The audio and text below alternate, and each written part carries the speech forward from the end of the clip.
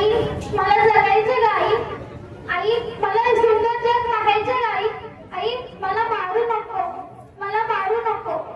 आई आई आई अगं मी बोलते, तुझी परी परीच म्हणतेस ना तू मला, पण तुला आई तरी कसं सांगतो तू ग? अगं कोणी कुणाला उगाच नाही भेटत, तर ते जन्मोजन्मीचे ऋणाळू बंधू असतात. आपलेच ते ऋणाळू बंधू असतं ग, ज्याने आपण भेटलो तरी आणि दुरावलोही. असं कालच तुझं आणि बाबांचं बोलणं चोरून पोटातच ऐकलं ग. विशिष्ट आजी आजोबांची इच्छा नाहीये ना ग माझा जन्म व्हावा म्हणून? सांग ना गाई, सांग ना. बाबा बाबा ओ बाबा, सांगा ना बाबा, तुम्हाला लेक माझी लाडकी पाहायला आवडते ना बाबा? बाबांची पोरं लाडकीच असतात ना बाबा? सांगा ना बाबा. बाबा तुम्ही आईला का दाखवत घेऊन गेला होता?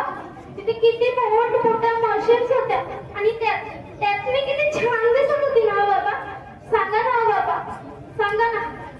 आजी आजी का दिलंस का तू ते औषध आईला? किती कडू होतं का? मला त्रास होत होता का आजी? मला गुदमरून येत होतं का? आजी असं देत नको जाऊ. तू पण एक मुलगी म्हणूनच जन्माला आलीस ना ग. तू नाही माझं स्वागत करणार तर कोण करणार? सांग ना ग आजी, सांग ना. आई आई का घेतलंस ग तू ते औषध? किती कडू होतं, मला त्रास होत होता ग, मला गुदमरून येत होतं. एक ते जन्माला घालून बघ तू, तुझेच रक्त पाशे माझ्यात न निघता. अगं मी मुलगी, बहीण, पत्नी तर कोणाची आई? मग मला गर्भात बांधण्याची का ग तुला घाई? सांग ना गाई, सांग ना. आई मला समजते तुझी गोंडी, तुझी घुसपट, पण मी मुळीच त्रास देणार नाही गाई. खर्चाचं बक्षीस ना, हा नवीन कपडे नको, मी ताईचे जुने कपडे घालेन. ताई शाळेत जाईन, ताईचे जुने दप्तर वापरेन, ताईची जुनी खेळणी खेळेन. बाबांना जरा सुद्धा त्रास होऊन देणार नाही. आणि शिकून खूप मोठी आहे, माझ्या हुंड्याची तयारी करेन. आई आता तूच सांग, उद्या तर जेव्हा मला काढून टाकायला दवाखान्यात जाणार आहे, याचं दुःख मानू की काही शब्द माझ्या समोर आहे याचा आनंद मानू? सांग ना गाई, सांग ना. नुसतं स्त्रीगृह म्हणते आपण काय होणार आहे? मुलींच्या संरक्षणाची जबाबदारी घेणार तरी कोण? अशा वेळी मला गजर वाटतंय.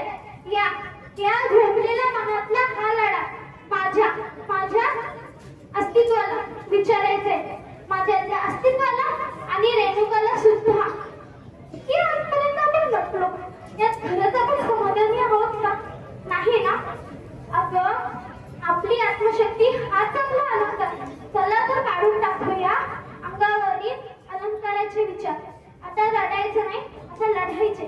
ऐक मुली तुला सांगते, ऐक मुली तुला सांगते, आता पिंजऱ्यातच फडफडू नको. ऐक मुली तुला सांगते, आता पिंजऱ्यातच फडफडू नको. पेट लुटतो आता, रडू नको. पेट लुटतो आता, रडू नको. या दुर्योधनाच्या युगात वाचवायला येईल कृष्ण कोणी याची सुद्धा हमी नाही. वाचवायला येईल कृष्ण कोणी याची सुद्धा हमी नाही. बांगड्या घातल्या माणुसकीने, अरे